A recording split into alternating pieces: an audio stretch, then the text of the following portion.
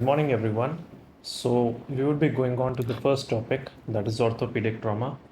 It's a relatively an easy topic, and I would try to stay at a steady pace so it is easy for everyone to comprehend.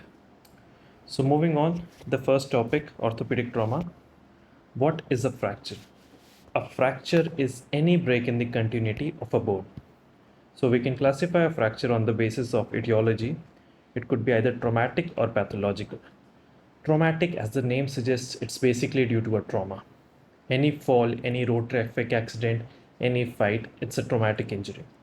Pathological, it's basically a bone is already weakened due to some underlying process, and it usually happens due to a trivial trauma. Most commonly, we often get many cases of elderly women falling off bed, getting a trivial injury from falling off the stairs, and getting severe fractures, intertrochanteric fractures, neck or femur fractures. So the most common example is osteoporosis.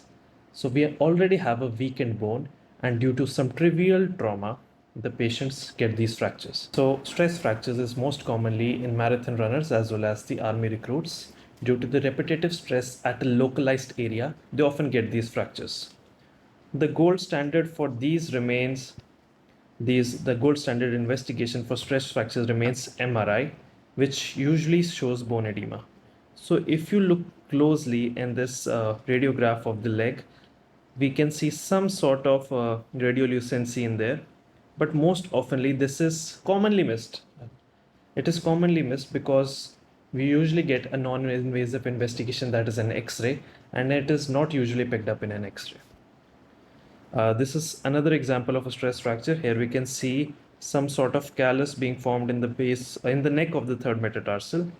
So yes, these are the stress fractures. Moving on, we have displacements. Displacements is basically, let's understand by this. So suppose this is a fracture. So there's a fracture line going through this. If the fracture remains here, if both the alignment of the bones remain here, it is called an undisplaced fracture. However, if due to some sort of force or the gravitational pull or the any sort of force that is applied at the time of trauma, there is some displacement or some angulation at the fracture site, we call those fractures as displaced fractures. So this is an example showing a fracture of the proximal femur. Here we can see the gluteal muscles being attached over the greater trochanter, the iliopsoas attached over the lesser trochanter, as well as the adductors attached on the medial aspect of the femur. So what do they usually do? The gluteal muscles, since they are abductors, they abduct the proximal fragment. The iliopsoas, which is present over the LT, it flexes and externally rotate the proximal fragment. And finally, the adductors, they shorten and medialize the distal fragment. So this is a routine displacement which we usually see in proximal femur fractures. This also guides us how we ultimately reduce the fracture in the OTs. So moving on, this is another example. The most common example is Colles fracture, which we usually think of. It's a distal radius fracture. To one basic thing which everyone needs to take in care in mind is the displacement is always told in relation to the distal fragment. So this is the proximal fragment, this is the distal fragment. So since this distal fragment has gone dorsally, this is the dorsal surface, this is the volar surface. So since the distal part of the fracture has gone dorsally, we call it a dorsally displaced fracture. Similarly, in case of a Smith's fracture, had it gone volarly, we call it a volar displacement. Thirdly, we classify a fracture on the basis of its communication with the external environment. So a fracture can be classified as closed or an open fracture. Closed, the fracture area, the fracture hematoma is not exposed to the outside environment. It's called a closed fracture. Open. So in open, we further have internal compounding as well as external compounding. So what does these two things mean? Internal compounding is basically at the time of an injury, the bone, due to the force, itself pierces and comes out of the skin. That is called internal compounding. External compounding, on the other hand, is quite the opposite. Due to some external agent, the skin and the soft tissue are exposed and the bone is visualized. So an external factor is causing the bone to be naked. So it's called external compounding. Moving on, we have the Castillo-Anderson classification, which is the most favorite and the most important topic of the examiners. So it's basically a classification for the open fractures. It's a classification for the open fractures. It looks cumbersome, however, it is very easy to understand once you get the get of it. So the number one, type 1, is the puncture wound that is less than 1 centimeter in size with minimal contamination as well as minimal soft tissue damage. Type 2 is a laceration between 1 to 10 centimeters with moderate soft tissue damage, although we still have adequate bone coverage and the comminution is still minimum. Type 3, if the laceration is more than 10 centimeters, we have extensive soft tissue damage, however, we still have adequate bone coverage, but the comminution is still high. Type 3B is same as type 3A, but we also have periosteal stripping. Type 3C is any open fracture with a vascular injury that requires immediate repair. So Castillo-Anderson does have some exceptions, being the firearm injuries as well as the farm tool injuries. Why? So suppose someone gets a firearm injury, although the projectile gives a very small entry wound at the point. However, because of the velocity and the tremendous power and the energy and the inertia inside the bullet, the amount of comminution and the damage it does internally is not in congruence with the Castillo-Anderson classification.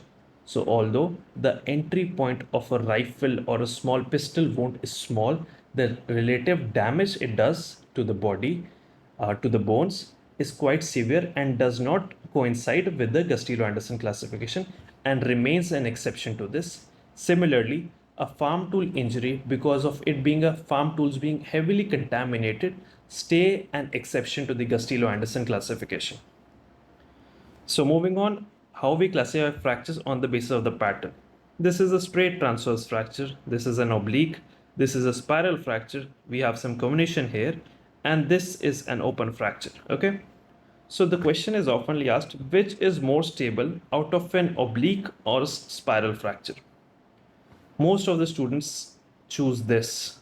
However, oblique is more unstable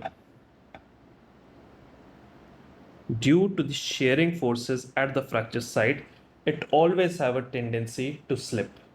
So we most oftenly operate oblique fractures. We do not leave them, although we still operate spiral fractures, but the amount of stability at the fracture site is much greater at a spiral fracture compared to an oblique fracture. Another fracture is most commonly, which is not usually described in routine books, is the segmental fracture. So what is a segmental fracture? We basically have two fracture lines with the middle diaphyseal fragment being surrounded circumferentially. So we have a whole segment of bone that is free. We have two fractured lines, and this gets separated. Okay. So now we are moving on to what is a pathological fracture. It is a fracture to an already weakened bone. These are some of the causes of the pathological fracture. It could be localized because of infection. We get pyogenic osteomyelitis or tubercular osteomyelitis. Maybe tumors. We get benign or malignant tumors. Miscellaneous SBC, ABC, any sort of dysplasia can cause weakening of the bone.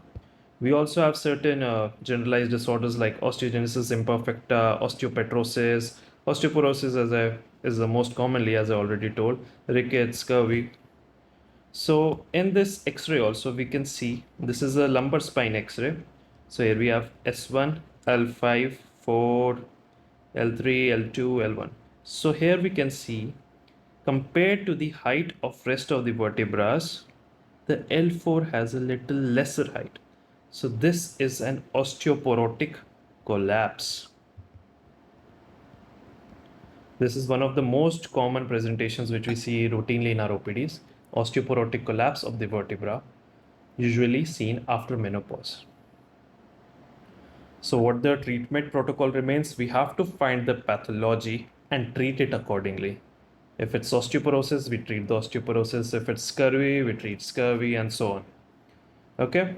So what a surgeon can do at the, to get a good union, we can proceed with bone grafting procedures where we harvest a bone graft, and after we get surgically stabilize that fracture, we can mobilize and you know get back the same quality of life and the same range of motion and everything once it's surgically stabilized.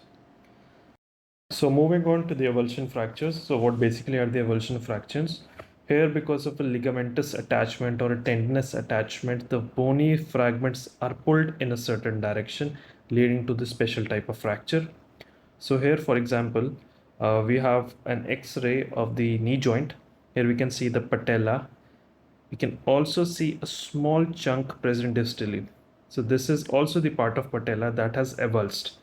The reason being, the proximal part of the patella is attached to the quadricep tendons proximally, and distally we have the patellar tendon, that is the ligamentum patelli, attached on the tibial tuberosity right about here. So when we have a violent contraction of the quadriceps, it sometimes causes this avulsion, this sort of injury, where the proximal fragment goes up and this stays there. So this is an example of avulsion fracture, which is most commonly seen in patella.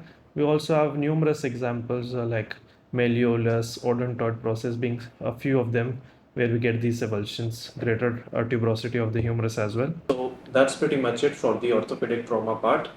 In the subsequent videos, we'll be covering the remaining chapters of the orthopedic book and that are in syllabus. And yes, see you next time.